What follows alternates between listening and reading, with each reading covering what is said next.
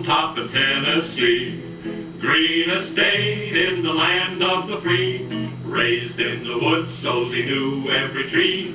Killed him a bar when he was only 3. Davy Crockett, king of the wild frontier. All right, class, we are here with Colonel David Crockett, the Lion of the West, king of the wild frontier, and a man you've heard a lot about. But let's see what we can actually find out about the actual man. So we're going to look at some of the questions that you guys have asked and give them to Colonel Crockett. So first I'll let him introduce himself a little, and then we'll give him some of our questions. Colonel Crockett. Well, can't get no lard unless you boil the hog. I'll commence. My name is Davy Crockett. I'm half horse, half alligator, with a little bit of the snapping turtle thrown in for spice. I got the surest rifle, the fastest horse, and the ugliest dog in all the district. I can whoop my weight in wildcats, and my paw can whoop anybody in Tennessee, and I can whoop my paw. Now, that there is what they call my publicity, the legend, as it were. Now, my real name is David Stern Crockett. I was born August the 17th in 1786 on the banks of the Nullichucky River, what was then North Carolina, but what is now Greene County, Tennessee. I was born the 7th of 9 children of John and Rebecca Crockett. My grandpa David was killed in the American Revolution by Indians, and that's why I was named David. Now, over my life, this image was created about me, which I helped cultivate, and we'll talk about that. So, youngins, you've got some questions? Fire away.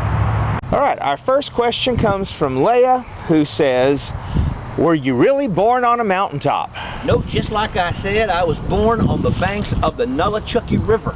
I was born in a small cabin, and I was born, like I said, the 7th of 9 children. My mom and pa had no money. Later on, my pa started a tavern. But that's where I was born. The whole mountaintop thing was invented in that there song they wrote about me. What was your cabin like in Tennessee? Well, if we're talking about the cabin I was born in, it had 2 main rooms and 1 small room for Ma and Pa. My brothers and sisters and me all camped out on the floor of 1 room, and the other room was basically your kitchen and your living room area. It was kind of cramped because there was 9 of us plus Ma and Pa and a few dogs. It wasn't exactly spacious, but it was a roof over our heads, and that was what was important. Gabby wants to know, why did you kill a bear? Well, I tell you, bears was life in Tennessee. Bears was used for 3 main things: clothing, food, and grease. If you wanted warm clothes in the winter, or if you wanted a good rug, you killed a bear and you skinned him. If you wanted some good meat that would stay with you, you ate a bear. And if you needed some lubrication, like what y'all call WD-40, we used bear grease, or we cooked with bear grease. So a bear was a mainstay in our life. We had to have bear. Brittany wants to know, how did your wife die? Polly. Polly was the love of my life. And I went off to war, the Creek Indian War, in 1813, and I got home in 1815. Now, while I was gone, Polly had to take care of all her youngins. And somewhere along the way, before I got home, she came down with something. It could have been typhoid, for all we know, or cholera, which was prevalent in them days.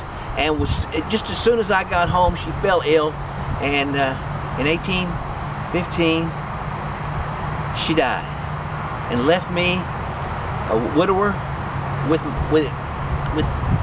3 youngins. So I got married again. I met a young widow named Elizabeth Patton. Her husband had been killed in the Creek War, and she needed a man to help with her boys, and I needed a ma for my youngins. So it worked out well.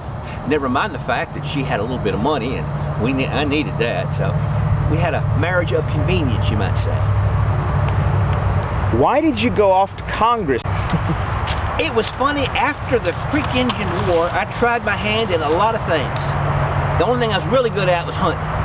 But then I discovered that I had a way with people, and so I got involved in local politics in Tennessee. Ran for the militia, and I was made a lieutenant colonel.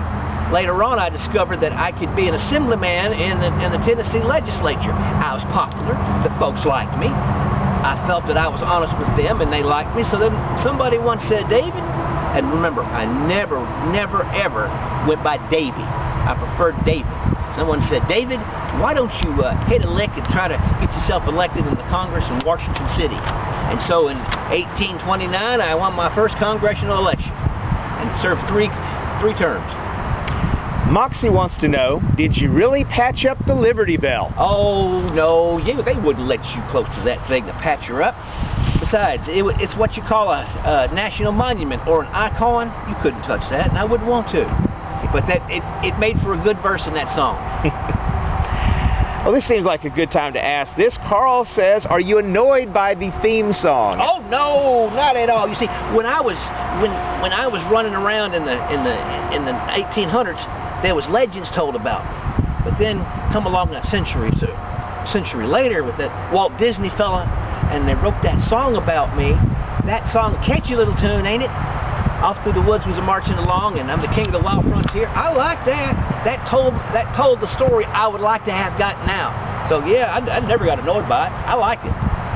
So Ellie wants to know, why did you like all this attention? Well, it helped me get where I wanted to be.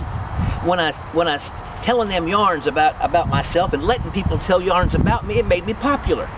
So I could enter into life with folks, and I was able to get ahead somewhat in politics. So yeah, I liked it. It gave me what y'all call today rock star status. All right, Sean wants to know, why the hat? Why the hat? People think I always wore this, and I never did. I'll tell you the truth about it. Around 1834, there was a play written about me by a gentleman named James Kirk Paulding. He wrote a play about me called The Lion of the West. Now, I wasn't in it by name. The main character was Nimrod Wildfire, and Nimrod Wildfire tamed the West, and he was known as the Lion of the West, and he wore a stuffed bobcat skin on his head, and that became popular. So I had a coonskin hat made, which I only wore when I was going to meet folks. These things aren't practical to wear except maybe when it's cold. So Jacqueline wants to know, why did you decide to go to Texas? I barely lost the 18 and 35 congressional election. And I told my constituents that they all may go to hell, and I would go to Texas. And I went there because that was the best place to go to begin again. Land was plenty, and you could tame your land and get your land. Lots of it. Game was plentiful. If you wanted to make a name for yourself, if you wanted to be somebody, you came to Texas. Colonel Travis came down here to escape debt.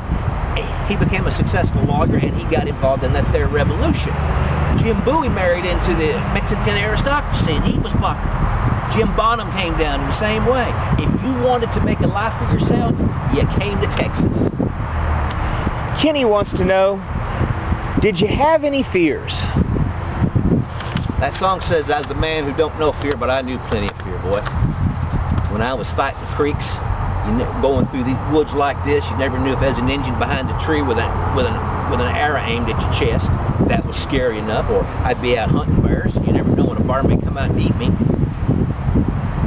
When Polly got sick, I was scared to death for her when she died. And then all of a sudden I'm down here in Texas, and I come to Behar, and I wind up in the Alamo and look over the walls, and you see nothing but Mexican soldiers. Yes, I was afraid. I was much afraid.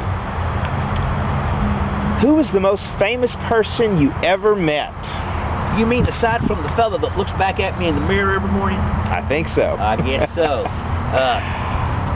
As much as I hate to admit it, because I despise him, it'd have to be Andy Jackson, President, Old Hickory Face, as we called him. He's probably the most famous man, besides myself, at that time in the United States of America. What was it like fighting at the Alamo? Any motion picture you've ever seen doesn't do it justice.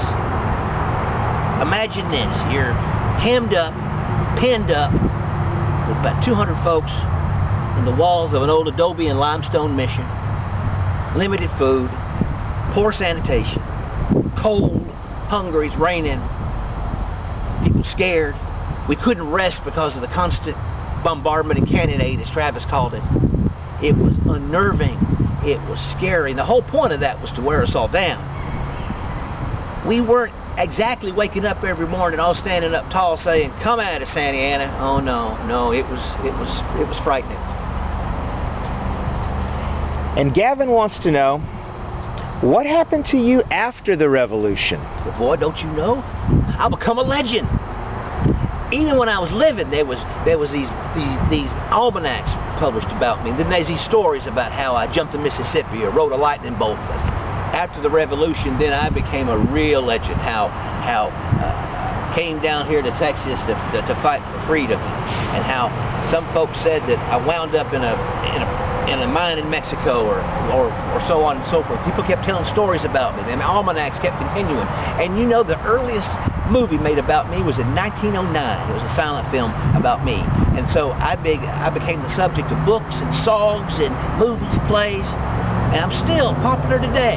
People still know who Davy Crockett is, especially down here in Texas.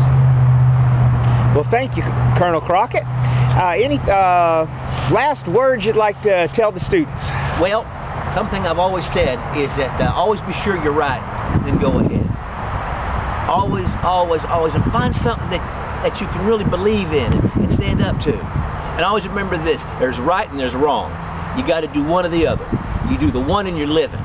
You do the other and you may be walking around, but you're as dead as this coonskin hat. So, you all take care of yourselves, keep your knife sharp and your powder dry, and we'll do this again sometime. Davy Crockett, king of the wild frontier. Davy Crockett, king of the wild